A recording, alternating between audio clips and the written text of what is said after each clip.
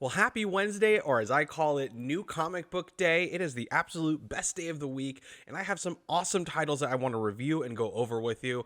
But before we get into that, make sure you hit that subscribe button and bell notification so you don't miss any future updates or episodes. We have a lot of awesome new titles starting this week, especially from DC Comics. But first off, we're going to jump into Marvel. Marvel kind of had a light week. They pushed a lot of their publication releases back to the 10th, so next Wednesday should be a pretty heavy Marvel day. But so far this week, we only got one title from Marvel, and that is Death of Doctor Strange, Strange Academy, issue number 1. If you've been watching this series for a while, you know I've been covering the Death of Doctor Strange event, and of course, the death of the Sorcerer Supreme is going to have a huge effect across the Marvel Universe. You know, he's the one kind of protecting the realm from magical threats and things like that. We're already seeing some of those things happen in the actual Death of Doctor Strange book. This week, the Strange Academy tie-in came out, as well as an Avengers tie-in, which I did not read yet. But I'm currently reading Strange Academy. It's a really fun series, kind of, you know, it's very fun. It's like a magic based kind of like Hogwarts meets John Hughes, you know, movie set in the Marvel universe. It's a lot of fun. I definitely recommend checking out Strange Academy. But this tie-in was pretty good. It kind of spins out of those events that we had from there. But first we'll get into the review and then my thoughts on it. Strange Academy, you know, since issue 1 has been a really solid series from Scotty Young. Mike Del Mundo's artwork in this most recent issue, he hasn't been the regular artist for the main series, but he did a really great job in this one as well. You know, basically at the end of the last issue of Strange Academy, we learned that Ivik and Alvy's mother is Enchantress. And so that's kind of where this story is coming out of, is kind of them after them finding, or we found out that that was their mother. Obviously they knew. So kind of following up with the events of that and kind of what the death of Doctor Strange means for the Strange Academy. You know, it definitely had a very topical feel to it, kind of like, you know, schools got shut down last year because of COVID. A lot of schools are still shut down even now. So it definitely had that same kind of vibe to it, like, oh, well, you know, we can't have you in school right now, but they're not doing like virtual learning or anything. They're just, the school is shut down for the time being. So, you know, towards the end of the book, there was great little like one-shot pages of all the different students kind of returning to their different homes, the different magical realms that they're from. Obviously, you know, there's like an ice giant character, you know, characters from Limbo, and you have regular human characters and stuff. We're kind of seeing what life are they returning to when they leave Strange Academy. But overall, this was a great tie-in. I really enjoy Strange Academy. I think Scotty Young writes young people very well. You know, he writes teenagers very well. He writes kind of teen-focused, young adult-focused stories incredibly well. That's just something that he's really good at. He's probably a big kid at heart. If you look at some of his original artwork, that it's not too super surprising. Definitely someone I probably would like to meet, and hopefully we'll get to interview someday. But really enjoyed this series, or this tie-in. Strange Academy is a great book if you're looking to read that. The regular series picks up again next week. We have an issue coming out for that one, which it seems like it's been a while.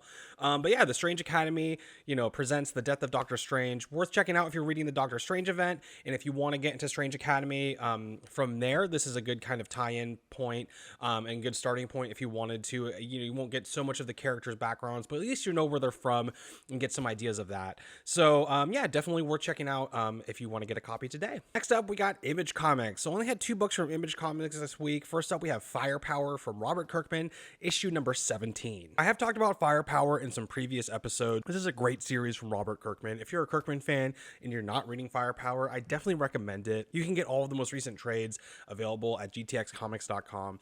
But in this issue number 17, some light spoilers ahead if you just started reading Firepower, just so you know. You know, Master Shaw has awoken from his statue. The Scorched Earth clan and the, you know, Flaming Fists were kind of on the same side, and now, like, with the Serpent's Omen taking over some of these warriors and stuff, obviously a lot of action in this issue, a lot of fighting. And you know, I thought that Kirkman was done world building. I really did. I thought that he had established the world, and now the next couple of story arcs, we're just going to kind of carry through different stories within it.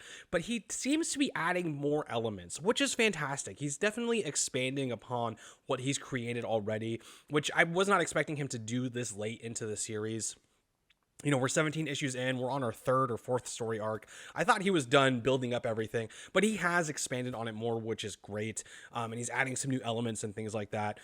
You know, the art from Chris Samney is great for this series. It's definitely a lot of action driven into it, and the colors I've been noticing from Matt Wilson have been just fantastic. The color choices Chris Samnee and Matt Wilson are making, I'm absolutely all here for. So this is a really fun action-packed issue. If you're not reading Firepower, I definitely recommend you check this series out. It is a lot of fun. It is definitely some of Kirkman's best that I feel like I've gotten from him in a while. But definitely worth checking out. If you're a fan of anything by Kirkman, or if you're a fan of things like Iron Fist or Shang-Chi, it kind of has that same, kung fu feel to it, and, the Chosen One kind of thing. So it's a really great series. It's been a lot of fun. The artwork, like I said, Chris Samnee has been doing fantastic artwork. Kirkman is one of those writers that really relies on his artists. So he's been doing a great job with this throughout the whole thing. But definitely worth checking out Firepower. Issue 17 was a great read. If you're currently reading Firepower, you're going to enjoy this one. A lot of action, a lot of stuff going on. And last up from Image Comics, we have the Me You Love in the Dark from Scotty Young and Jorge Corona. Definitely talked about this series before in previous episodes. I'm not a huge horror person, but I've been really enjoying the Me You Love in the Dark, and it has really taken that kind of horror twist now in the second to last issue. And it's been really enjoyable. I'm having a lot of fun reading this every month that it comes out. I'm curious to see how it ends, but it's really interesting what Young here is kind of exploring about relationships and some of the aspects of relationships that he's kind of diving into. And it's a little tropey at times, with like a relationship that kind of turns bad once things start getting serious, but it is really interesting. I feel like he's saying some things about, toxic relationships or possibly abusive relationships. And it's kind of interesting how he's using this, haunting metaphor to kind of tie those things together, which I think is an interesting path to be going down. But it's definitely been great. It's definitely got more of the horror vibe now than in the previous issues, and it's definitely turned from being very romance driven and being kind of light-hearted and things like that, and it's taken a really dark turn really quickly, which makes it a very enjoyable read. Definitely worth checking out the Me You Love in the Dark. You can definitely probably still find issues at places. If you're not currently reading it, it's wrapping up next month, so I'm sure there'll be a trade paper out soon. But definitely worth checking out the Me You Love in the Dark. It's a really interesting story about, relationships and about, love and all these different things, and kind of how that's a horrifying thing in a lot of ways, right? Being in love with someone, it's very scary, because you're opening yourself up to vulnerability and stuff. So I definitely been enjoying this series, and I think you will too. So the Me You Love in the Dark from Scotty Young at Image Comics, worth reading. So last up, we got a lot of big things coming out of DC Comics this week. We're going to start off with Batman, Superman, and the Authority, the one-shot special that came out this week. I enjoyed this. I read Superman, the Authority. I'm reading Action Comics, and this kind of tied those two together. As we know in Action Comics, Superman is getting ready to leave to go to Warworld. The Authority is going to go with him, and the Authority is the team that he built in that other miniseries. In terms of like continuity, I don't really know where a lot of these things are landing, because in Superman, the Authority, it was like an older Kingdom Come type Superman versus, in the rest of it, it's like our typical Action Comic Superman. But this was a good read. This was a multiverse story, a dark multiverse story to be exact. It definitely answers a couple of questions. If you read Action Comics, were kind of wondering why Batman knows who the Authority is, and they did preface that this was going to be tied into that. So if you're reading Action Comics, it's worth checking out. If you like dark multiverse stuff, it's worth checking out. I thought the artwork was great. Definitely had some nice changes in artwork, kind of representative of where they were in the multiverse.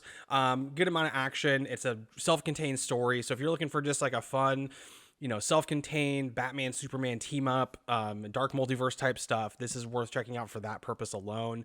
But yeah, if you're reading Action Comics and you were going to pass on this, or if you read Superman the Authority and we're going to pass, it does tie into both of those very nicely. So if you read either of those series and you enjoyed them, it's definitely worth checking out as well. But yeah, Batman Superman the Authority one-shot special, worth reading. And the book that I was definitely looking forward to the most this week, we have The Human Target, issue number 1 from Tom King and Greg Smallwood. I was really really looking forward to this series, and this first issue did not disappoint at all.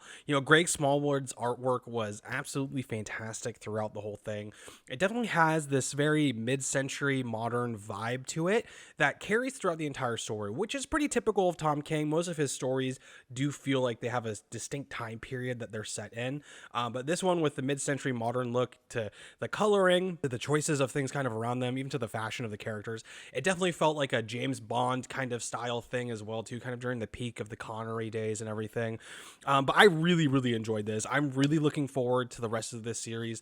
The artwork throughout this one was fantastic. For those of you that don't know, the Human Target is a character. Chris Chance is his name, and basically what he does is he gets assassinated for other people. That's kind of it. And he's like a detective, and he helps solve it. So this one, it's a murder mystery, of course, and it's the typical murder mystery, and one of those murder mysteries where we start at the end and work our way backwards. That's not spoiling anything. You find that out like on the first page.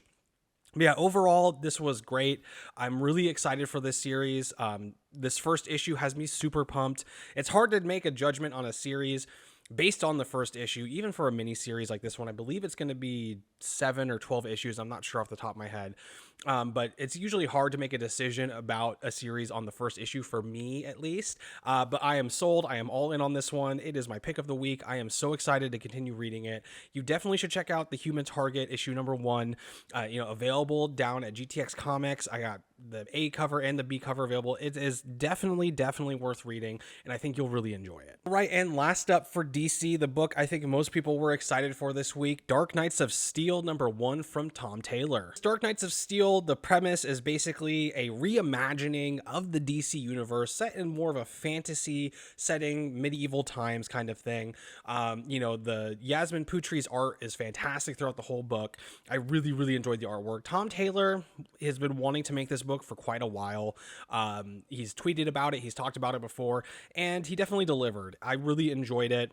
I enjoyed it a lot more than I thought I was. I typically don't like these very kind of event type stuff like this. I'm not usually a huge fan of that. I like very character driven stories, but Tom Taylor seems to mix those two things together really well.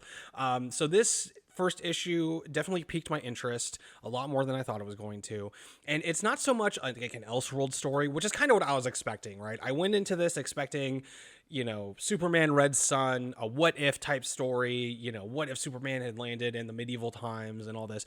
But it's much more of a reimagining of the universe, very akin to what Marvel is doing with the Peach Momoko stuff with like the Demon Days.